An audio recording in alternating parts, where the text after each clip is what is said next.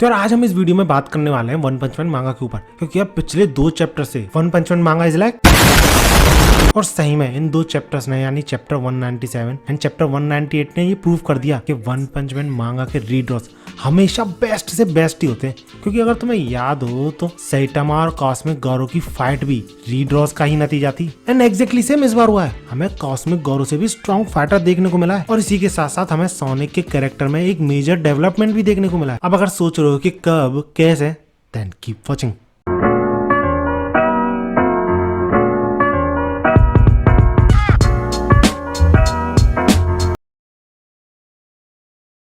तो यार जैसे कि हमने ओपीएम की पिछली वीडियो में देखा था कि कैसे सैटामा का ट्रू पोटेंशियल सबके सामने रिवील हो जाता है, स्पेशली ब्लास्ट और हीरो एसोसिएशन का चलाने वाला जो है यानी सिच, इन दोनों को पता चल जाता है कि सैटामा ही था रियलिटी में जिसने कि कॉस्मिक गौरो को हराया था। हाँ, ये बात अलग है कि जेनोस ने ये पहले ही रिवील कर दिया था, लेकिन स्टिल उसकी बात पे भरोसा नहीं करा जाता। एंड जब ब्लास्ट यानी नंबर 1 हीरो खुद ये बोलता है कि हाँ सैटामा ने ही हराया है कॉस्मिक गौरो को, तो भैया सिच को मानना पड़ता है। अब ये चीज तो काफी ज्यादा शॉकिंग थी, लेकिन इसी के साथ साथ उन लोगों को और भी बड़ा सरप्राइज मिलता है, क्योंकि हीरो एसोसिएशन की तरफ यानी उसकी बिल्डिंग की तरफ बहुत बड़ा अटैक बढ़ रहा होता है। लेकिन ब्लास्ट जैसे तैसे पहले ही भांप लेता है उस अटैक को, और पूरे हीरो एसोसिएशन को, उसके आसपास जितनी भी बिल्डिंग्स थी, जितने भी अपार्टमेंट्स थे, उन सबको बचा लेता है, उस पूरे इंफ्रास्ट्रक्चर को दूसरे डायमेंशन में टेलीपोर्ट करके। जी हाँ, बंदा इतनी बड़ी बिल्डिंग को भी टेलीपोर्ट कर सकता है। और जब ब्लास्ट से पूछा जाता है कि इतना खतरनाक अटैक आखिर कौन कर सकता है, तो ब्लास्ट के पास इसका भी जवाब था। वो है उसका पुराना दोस्त यानी निंजा विलेज का लीडर डेटमैन के नाम से पहचाने जाने वाला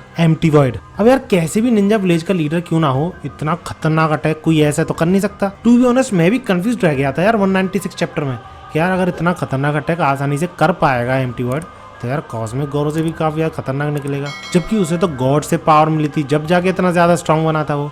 तो इस चैप्टर में उसका जवाब मिल जाता है। And guess what, empty void की ऐसी अनबिलीवेबल पावर के पीछे भी गॉड की ही पावर्स थी, क्योंकि जब सैटामा पास्ट में आके कॉस्मिक गौरो को एक पंच में आई मीन 0 पंच में ढेर करता है, तो ब्लास्ट भी वहाँ पे प्रेजेंट था, और वो ये पहले ही रियलाइज कर लेता है कि कॉस्मिक गौरो में से काफी सारी कॉस्मिक रेडिएशंस निकलने वाली हैं, जो कि अर्थ के लिए बहुत ज्यादा प्रॉब्लम क्रिएट करेंगी। क्योंकि उन रेडिएशंस से ह्यूमंस को तो नुकसान होगा ही, वो मरने तो लगेंगे ही, साथ ही साथ प्लांट्स, एनिमल्स और जितनी भी जीवित चीजें सब खत्म हो जाएंगी, और इसका रिजल्ट ये होगा कि अर्थ का मेजर पोर्शन रहने लायक ही नहीं बचेगा। दैट्स व्हाई ब्लास्ट गौरो के अंदर से जो कॉस्मिक रेडिएशंस निकल रही थी उनको दूसरे डायमेंशन की तरफ रीडायरेक्ट कर देता है। ब्लास्ट ऐसा कैसे कर पा रहा है आई डोंट नो, लेकिन हाँ बंदा कर सकता है। और ब्लास्ट जब ऐसा करता है तो शॉकिंगली फॉर हिम दूसरे डायमेंशन में उन रेडिएशंस का इंतजार कर रहा था उसका पुराना दोस्त यानी एम्प्टी वॉइड। और क्योंकि ब्लास्ट को पता था कि वॉइड ऐसा करके कितना खतरनाक बन सकता है, तो वो तुरंत ही दूसरे डायमेंशन में जाता है और वॉइड पे अटैक करने की कोशिश करता है। क्योंकि पता है वॉइड उन रेडिएशंस के साथ क्या कर रहा था, उन सारी रेडिएशंस को एब्जॉर्ब कर रहा था, लिटरली खा रहा था, जो देख के ब्लास्ट काफी खतरनाक अटैक करता तो है उसकी तरफ,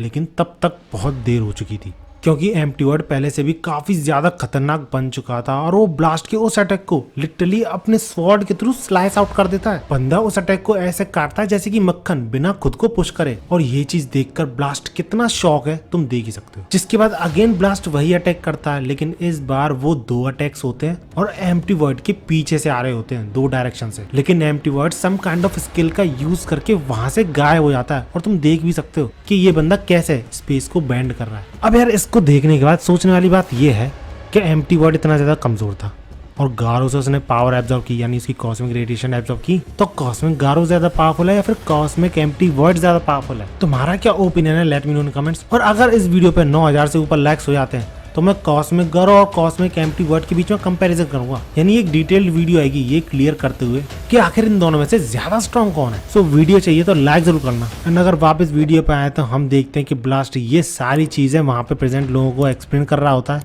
यानी फ्लैशी फ्लैश, सैटामा और सिच। जिस पे फ्लैशी फ्लैश पूछता है क्या वो भी तुम्हारी तरह डायमेंशंस के बीच में ट्रेवल कर सकता है, तो इस पे ब्लास्ट हाँ बोल देता है। और ये चीज सुन के फ्लैशी फ्लैश काफी टेंशन में आया था, क्योंकि भैया अब तो फाइट वो कर नहीं पाएगा, क्योंकि कितनी भी ज्यादा स्पीड क्यों ना हो फ्लैशी फ्लैश की, अगर कोई बंदा डायमेंशन के बीच में ट्रेवल कर रहा है तो तुम उसका क्या ही बिगाड़ लोगे। एक्सेप्ट सैटामा, सैटामा बिगाड़ सकता है, हमने देखा भी है कॉस्मिक गौरो के अगेंस्ट में जो उसकी फाइट हुई थी उसमें। और इसी के बाद ब्लास्ट ये भी बोलता है कि तभी से जब से उसने कॉस्मिक गौरो की सारी रेडिएशंस को एब्जॉर्ब किया है, पावर्स को एब्जॉर्ब किया है, वो प्रिपरेशन कर रहा है दूसरे डायमेंशन में, और अब शायद वो ऑफेंसिव मोड में आने वाला है और बंदे का माइंड पूरी तरह क्लियर है कि इस बार वो अपने हाथ से उसे जाने नहीं देगा। जिस पे फ्लैशी फ्लैश भी उससे पूछ लेता है कि हाँ वो सब तो ठीक है, लेकिन तुम प्लान कैसे कर रहे हो उसे हराने का, क्योंकि हम सब ने देखा कि वो किस तरीके के अटैक यूज कर सकता है। और सबसे बड़ी बात तो उनके अटैक्स ही हैं, क्योंकि ये अटैक उसे समझ में ही नहीं आ रहा होता है फ्लैशी फ्लैश को कि भैया है क्या चीज, साइकिक अटैक है या फिर किसी और तरीके का अटैक है। जिस पर ब्लास्ट बोलता है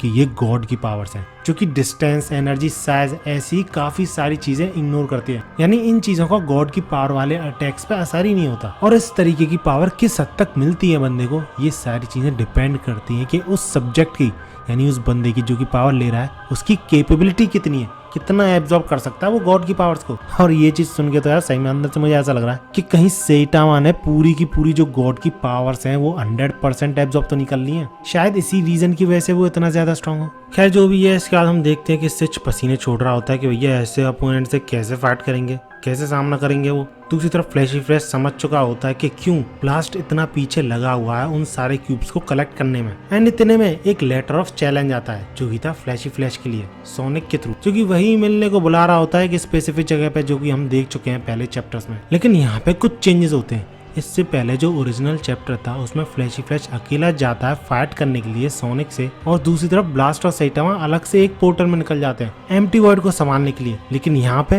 रिवाइज चैप्टर में ब्लास्ट अलग निकल गया है एक स्पेशल डायमेंशन में, ये सोचकर कि सोनिक की मदद करने एम्प्टी वर्ल्ड आएगा और तब जाके वो खुद को शो करेगा। फ्लैशी फ्लैश तो ऑब्वियसली सोनिक का सामना करने जा रहा है, लेकिन सेइटामा वापस अपने शायद घर जा रहा है, उडोन खाएगा घर जाके।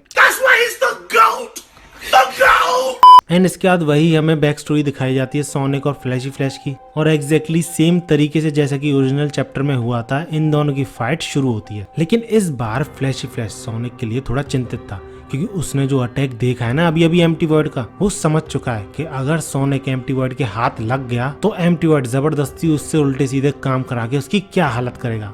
और भैया सोनिक तो मानेगा नहीं किसी की, इसलिए उन दोनों की फाइट होगी एम्प्टी वर्ल्ड और सोनिक की, और सोनिक मारा जाएगा। इसलिए वो डिसाइड करता है कि बंदा खुद अपने हाथों से मारेगा अपने दोस्त को। और इसके बाद ओपीएम के चैप्टर 198 में इनकी फाइट चलती है।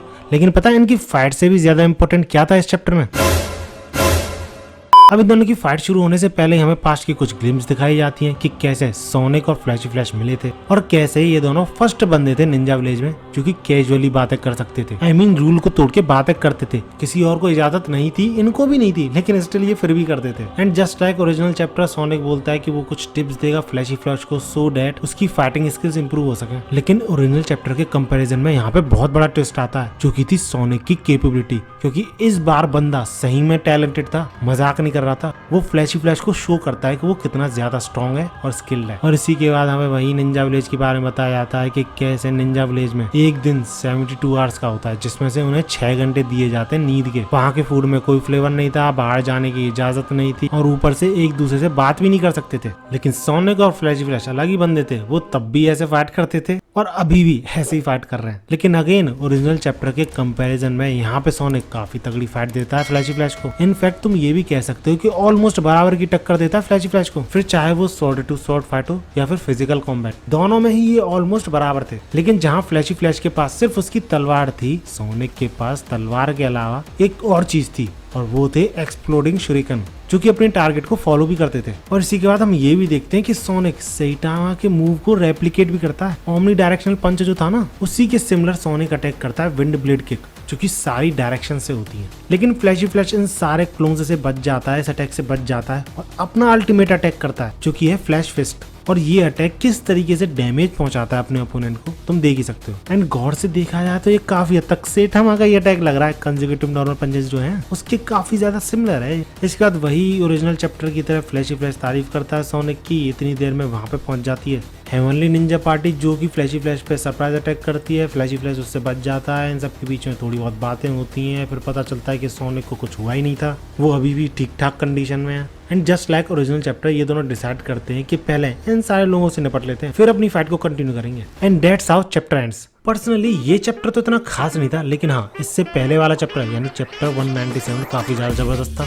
हमें ब्लास्ट के बारे में, एम्प्टी वॉइड के बारे में काफी कुछ पता चला और ये भी पता चल गया कि आखिर एम्प्टी वॉइड रिवाइव कैसे हुआ, यानी ठीक कैसे हुआ और वो कितना ज्यादा पावरफुल हो सकता है। तो इससे कुछ भी कहो, हाइप तो तगड़ी क्रिएट हो गई है एम्प्टी वॉइड के अराउंड। एंड प्रोबेबली नेक्स्ट का जो नेक्स्ट चैप्टर आएगा उससे ब्लास्ट और एम्प्टी वॉइड की फाइट भी शुरू हो जाएगी। बाकी तुम्हें ये रिवाइज चैप्टर कैसे लग रहे हैं, लेट मी नो इन कमेंट्स। वीडियो अच्छी लगी तो लाइक जरूर करना, ऐसी वीडियोस के लिए मेरे चैनल को सब्सक्राइब जरूर कर लेना। मिलते हैं अगली वीडियो में।